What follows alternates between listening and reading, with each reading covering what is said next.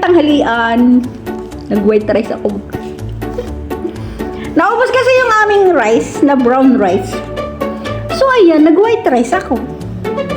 At sobrang lamig guys. Alam nyo guys, sobrang lamig. Kaya nagtimpla na rin ako ng black coffee. Habang ako'y kakain ay ako'y magkakape. At ang aking ulam ay ginisang repolyo na may baboy. At may adobong baboy. Ayan. Ang aking kasama ay ayun, ayaw pang kumain. Pero mamaya-maya siya kakain kasi nagpapakain pa siya ng alaga namin. Kasi, ang almusal niya kasi, kanin. Kaya hindi siya masyadong gutom. Eh ako naman, ang inalmusal ko ay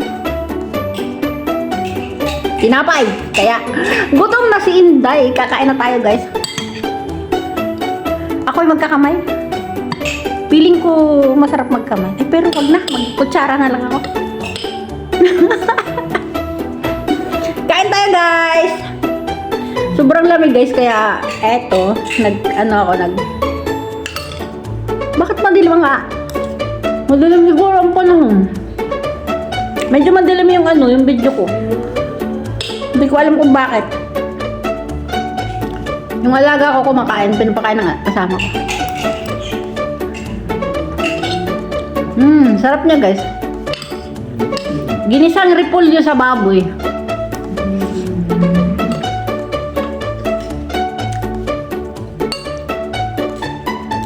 Sarap.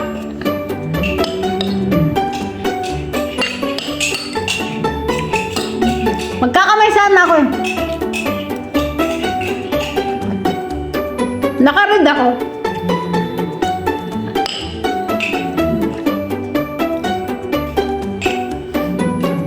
Tapos na yung Valentine, saka pa lang ako nag-red. Ano ba yan? Masaya-masaya nga pala ako ngayon guys. Kasi yung binagahay ko galing dito to Pinas ay dumating na. Sabi ko sa inyo guys, pag nagpabagahay kayo, 21 days lang sakto, nasa Pilipinas na kaagad-agad. Yun ang kagandahan talaga guys, pag magpabagahay kayo sa EEC. EEC Taiwan! Kaya nire-recommend ko yung EEC Taiwan talaga. Ang bilis talaga ng nila. Maliit lang yung pinabagahay ko guys, kasi regular lang yun.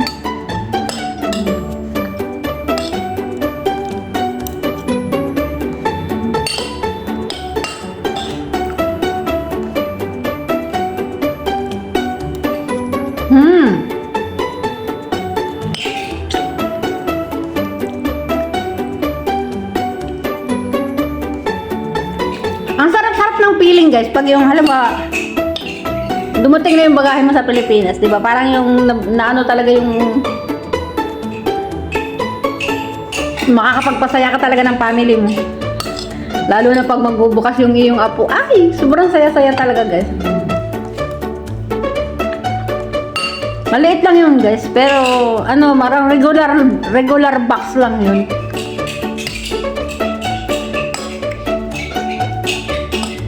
Pero pinag-ipunan ko yun 1 year Ganyan ako pag nagpapabagahe guys. Tuwing sweldo ko, bumibili ako ng konti-konti para within 1 year magpapabagahe ako. So, next month, order na uli ako ng kahon para next year magpapabagahe na uli ako.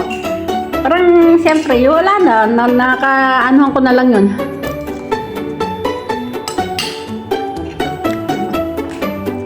Nakagawian ko na lang na magpabagahe kahit na ganun-ganun lang.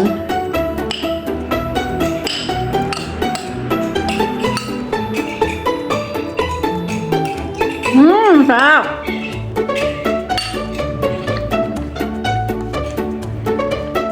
White rice talang tinira. Delikado yung buhay ko nito.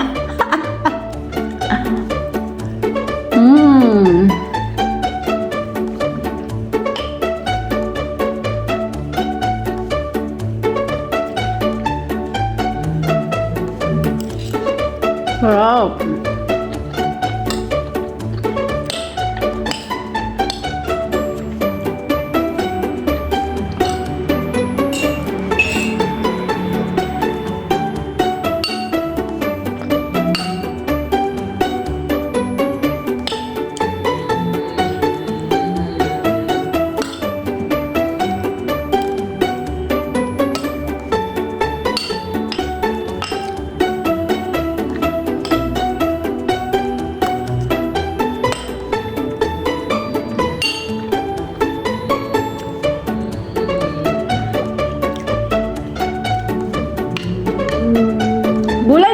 gulay. Hindi talaga ako mahilig sa karne.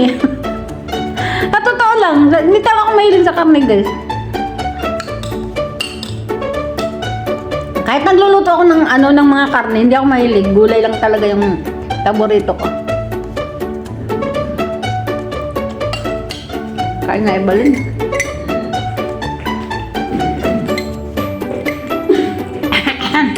Sabayan mo na ako ibalin. Ibalin parehan tayong nakapula.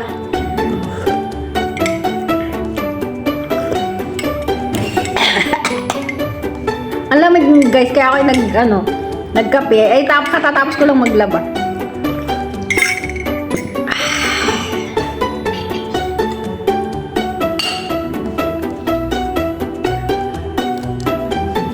Sarap.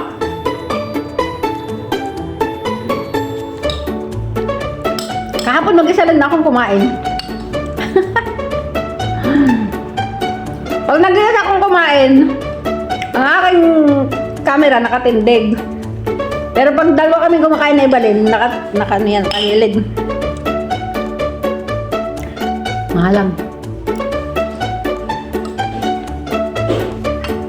Sarap.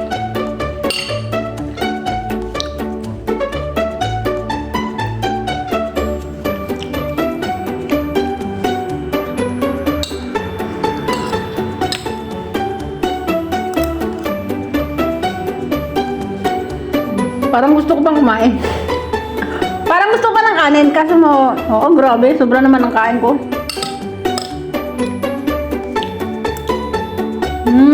Sarap.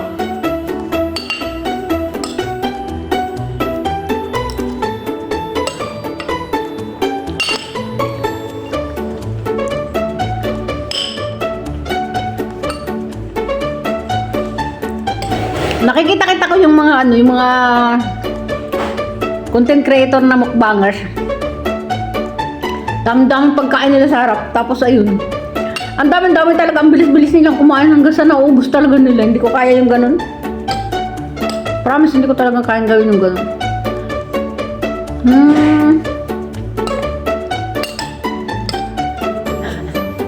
Kunti-kunti lang talaga yung kain ko. Hindi ko kaya kumain ng pagkalaki-laki, guys.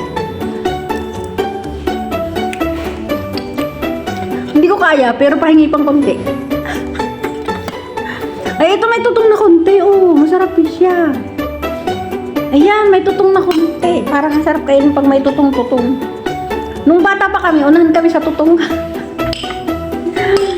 Oo, nang maliliit pa kami, nag-uunahan kami sa tutong.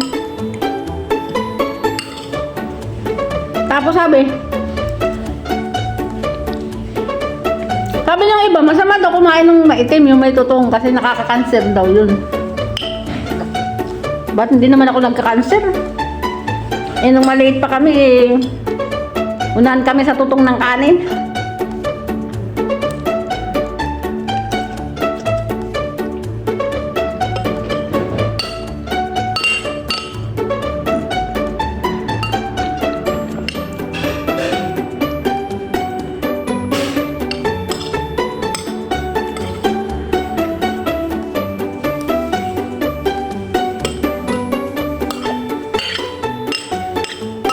Tatapos na ako.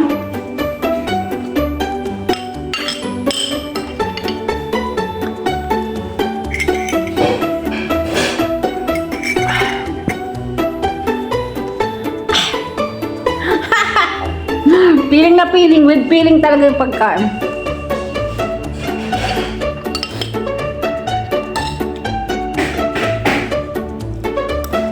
Ang sarap ng ang sarap ng tutong. Baka meron pa. Meron pa nga. Oh, ayun oh. Ang sarap nyo.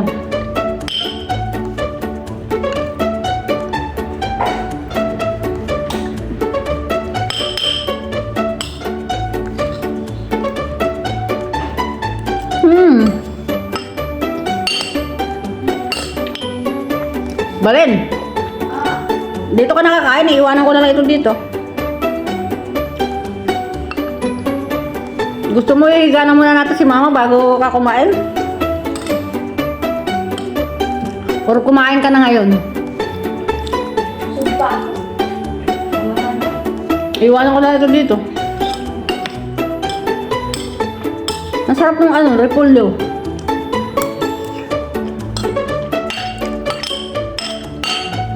Nilagay ko yung adobo natin na tira kagabi. Hindi ko na, wala akong ibang nilagay dyan, yun yung adobo talaga.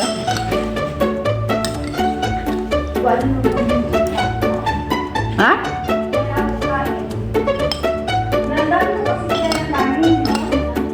Kaya nga.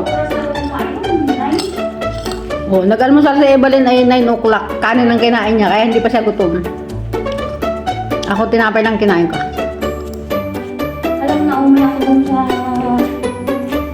Ganun mo babalik at hindi ako dun sa linis. Kaya hindi na ako nagkakaroon ngayon. Kahapon, di ba sabi ko parang wala na ito parang pangit na. Nagmamanti ka, kaya yun. Siyempre, romantika yun eh. Hindi na ako. Nilagay kasi sa freezer. Dapat kasi hindi nilagay sa freezer. Eh, gusto mo ilagay sa freezer. Ayan to yun. Sir, ma-imagine ko parang hindi na balik ka na siguro.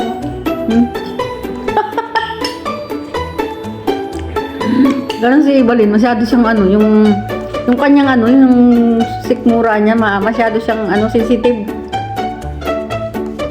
Dati paborito niya ano, itlog na nilaga. Ngayon hindi siya kumakain ng nilaga kasi bigla na lang siyang na ano, biglang nauta. Hindi ko kagaya ng sikmura ko na pag paborito ko yan, talagang paborito ko yan. Sarap. Ayun, matatapos na yung video ko guys. Maraming salamat sa lahat ng nanood guys. Sarap.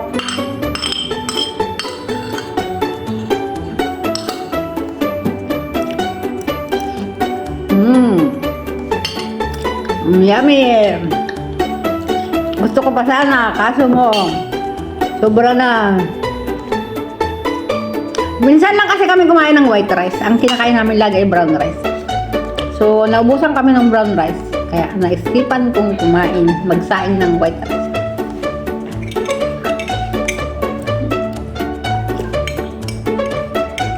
Kape muna. Anong oras na, Ibal? Uy, nasi.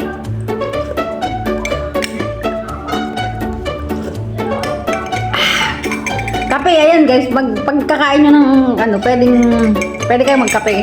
Hindi na kayo magkakagastrek kasi kumain na kayo. Kaya pwede nang magkape, ayun. Maraming salamat sa lahat ng nanood. I love you all.